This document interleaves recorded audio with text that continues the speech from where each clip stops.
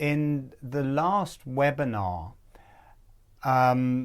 really strongly towards the end, the earth energies rose up as a channel.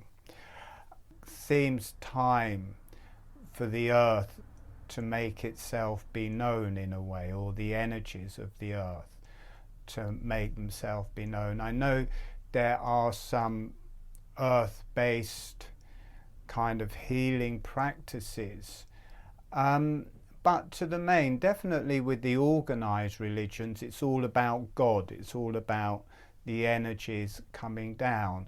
And with a lot of healing arts, there's quite a lot of emphasis on the energies arriving spiritually.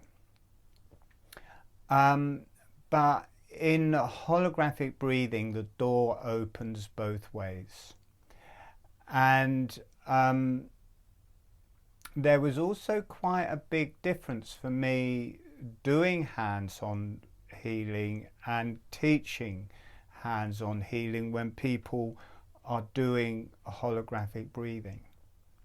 You can do that, by the way. Once you know holographic breathing, you can just do holographic breathing, put your hands on somebody, and a session will start. I'm going to take no responsibility for what happens in that session, but the energies will start flowing and strongly. And there's the main craniosacral therapy training school in London. A friend of mine was a long-term assistant there, and he would teach everybody holographic breathing as their ground of being while they were doing craniosacral therapy sessions. So it definitely helps with that. But what I noticed a lot with doing craniosacral therapy or healing, or I work with light machines, that I had to take into account the energy coming up through the feet and through the earth, because that opens up strongly in holographic breathing, the energy coming through the legs. And in healing, where I was teaching it to people and we were just doing holographic breathing and people were just putting their hands on, I actually started doing it so that half of the session was with people putting their feet on, just so they could get in contact with the energy moving through the legs and feet. It felt important for the grounding. And now that this energy has come through, even though there's more to encompass, we'll see how it goes. I've got a feeling it will just open and work. And I've also got a feeling the reason the earth energies came through last time was that we did include the energy points for the legs, for the blue energies, which were around the groin and the outsides or the very top of the legs. And I didn't really think it was going to make this strong connection to the earth because it was quite a long way up, but I think it just gapped to the energy points in the feet whether I taught them or not, and that energy started running. So in the last one of these we worked a lot with the rectum and how it is kind of the sexual potency for this circuit. The circuit we're working with is the lung energies circuit, and it's the lungs, it's the colon, it's the rectum, and the pons and brainstem. It kind of makes a set, it has a set of points, and when you breathe with the holographic breathing, the set of points we will be working with opens into those organs. There is the energies that run through the arms, legs, hands and feet. when we open the energy points into them. But there is also the motion of holographic breathing. Most people are okay with it, and some feel it a bit different. I don't want to push anybody into anything, so you can experience it however you want, but it's good to try how I'm saying it and how you feel it as well.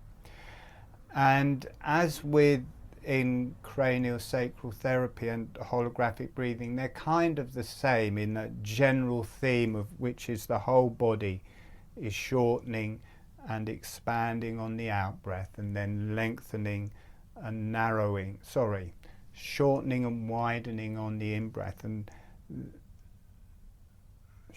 then lengthening and narrowing on the out breath. And this is accentuated in the arms and legs because they're long, so you can easily get the expansion to the sides, but there's quite a pull through them as well. So on the in breath there's this shortening from the feet right up to the top of the head, and from the hands right up to the top of the head. And even though the arms and legs and hands and feet, well, the feet and legs are definitely bringing in this earth energy. The arms and hands are also a bit, but they're also connecting to the world, and the top of the head's connecting more to the spirit. The hands and the feet relate directly to the brain and the higher energies.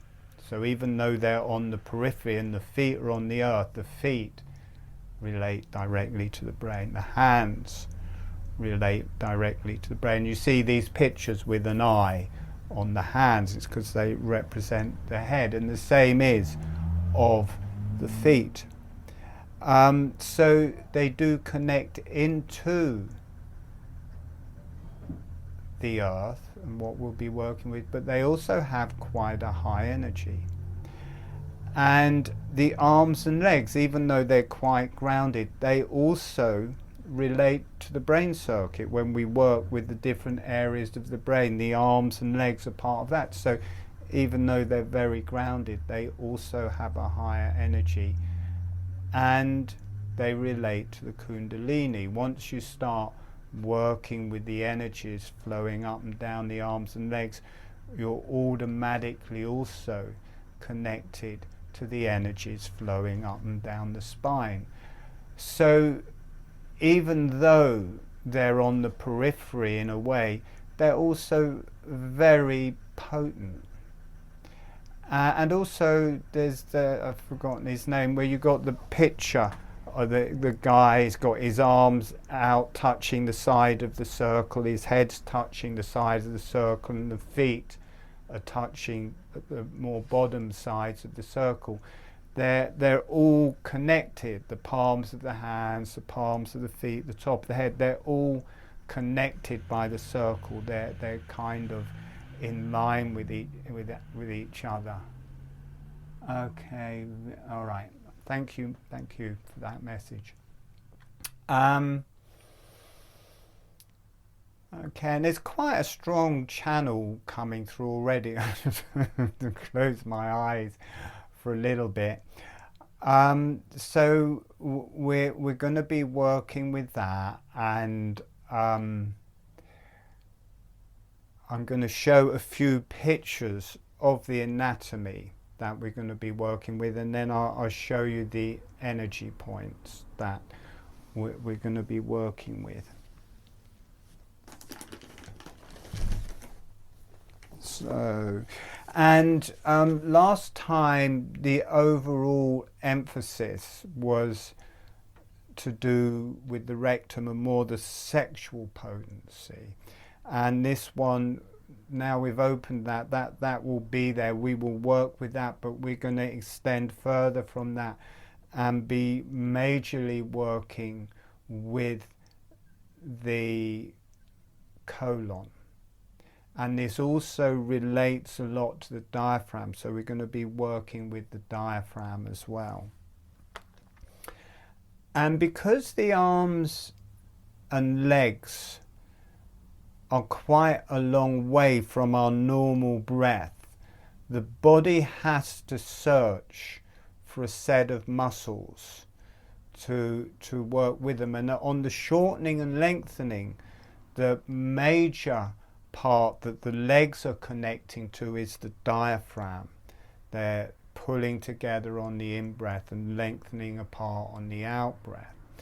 And the arms are more connecting to the shoulder blades. They're still connecting to the diaphragm, but they're more connecting to the shoulder muscle, the shoulder blades, and the trapezius muscles connecting up to the head. So it's all shortening towards the diaphragm and through the whole body, with the legs and the arms shortening into the shoulder blades and towards the head. They're at different levels. The arms are much more an extension of the heart, and the legs are much more an extension of the hara.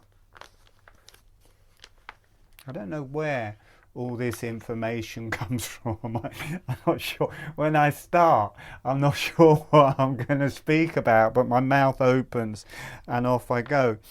I love this picture. So one of the ways connecting to the legs is the psoas muscles.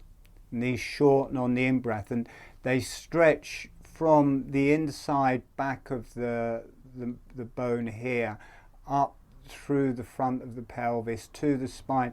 And can you see how when they get to the diaphragm, the muscles are mirrored into the diaphragm? So they may not be the same muscle, but you get another set of muscles in the diaphragm that just rise up from the psoas there. And then you get the psoas in the inside of the pelvis, and that also relates up through the quadratus muscles. And you see how the quadratus muscles also rise into the diaphragm. So you get this shortening through the diaphragm, pulling through the whole pelvis and connecting directly to the legs. This is one of the major pulls.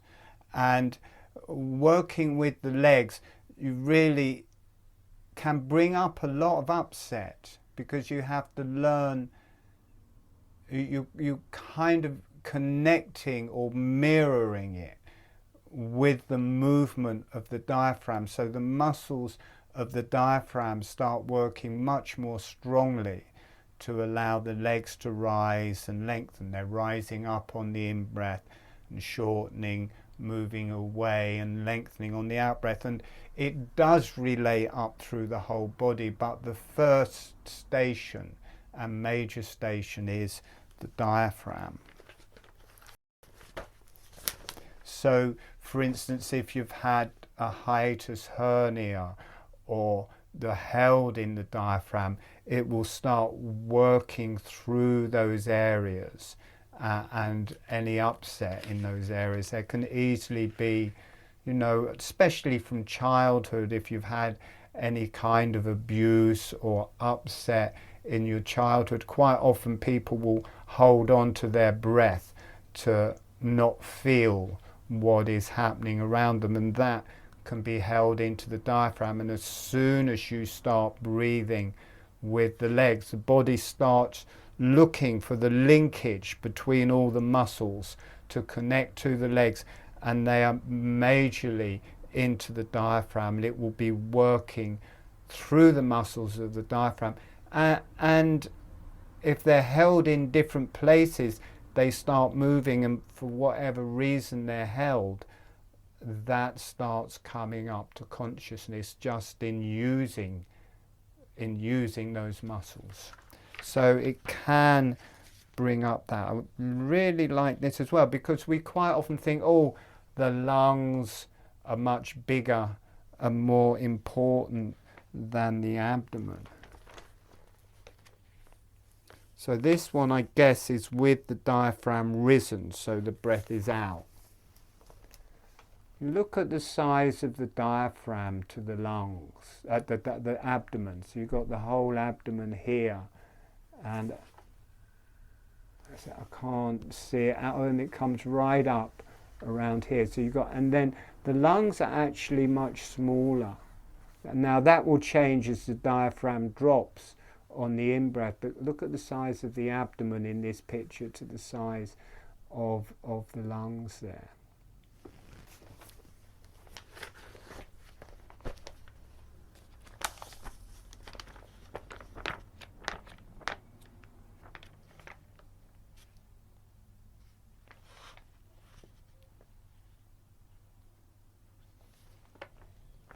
Here's a picture with the colon lifted up. See the whole length of the colon there?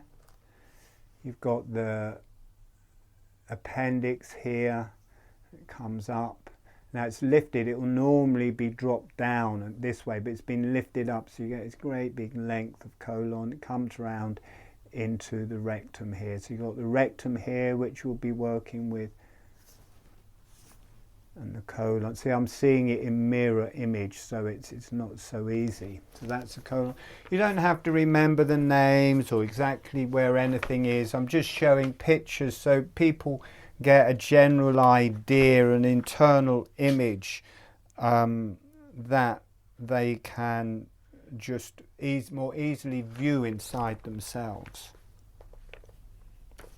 There you have the rectum, and that sits back onto the sacrum. The sacrum is directly behind the rectum. You've got the colon coming into the rectum there. That's what the rectum looks like.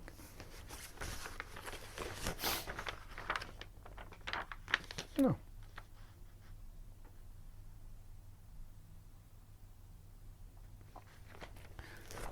Two very clean looking rectums there.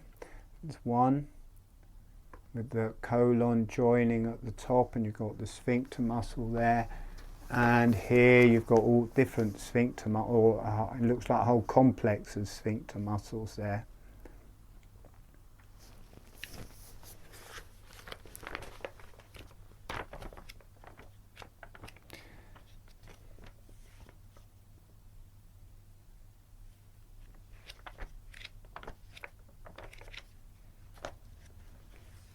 So the connection, the other thing that will happen with the arms and legs, you can quite often feel it through the arms and legs, but leave out where it's joining through the shoulders, the shoulder blades, the pelvis, and then at a certain point it has to connect through the pelvis, and at the front it's more coming up through the psoas muscle, and at the back it's the gluteus maximus. They made a film after that, Gladiator. There we have that, and connecting into the legs, and also you've got, they're different muscles from the whole pelvis, aligning from the back and the sides there, and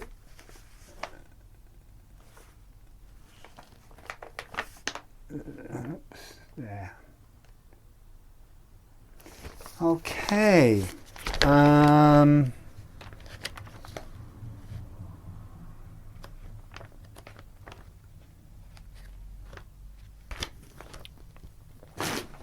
lungs, everyone kind of knows where the lungs are. The brain stem, let's get a picture of the brain stem so you can see the brain stem. Oh, that opened nicely. Wasn't looking for that picture, but that'll do. There's the brain stem. There's the pons. This relates a lot to the pons. And then you've got the whole brain stem, and then this moves into the thalamus. That's the top of the brain stem up here. Yeah, so there's a brain stem with all the nerve nuclei in it.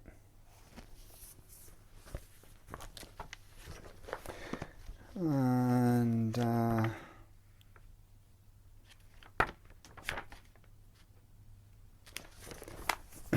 there's one. So you've got the brain stem coming up, you've got the cerebellum at the back. This is center line inside it, but you've got the whole thalamus in this area. So that is your brain stem.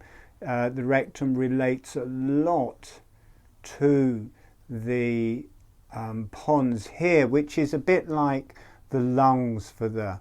Can you see how this, they've got the cerebellum here, it looks a bit like two lungs, this looks a bit like a load of intestines, and this is kind of the heart for me. But I think it is the lungs for the brainstem, but it does extend from the rectum. The energies do go through the whole brainstem and light up the thalamus.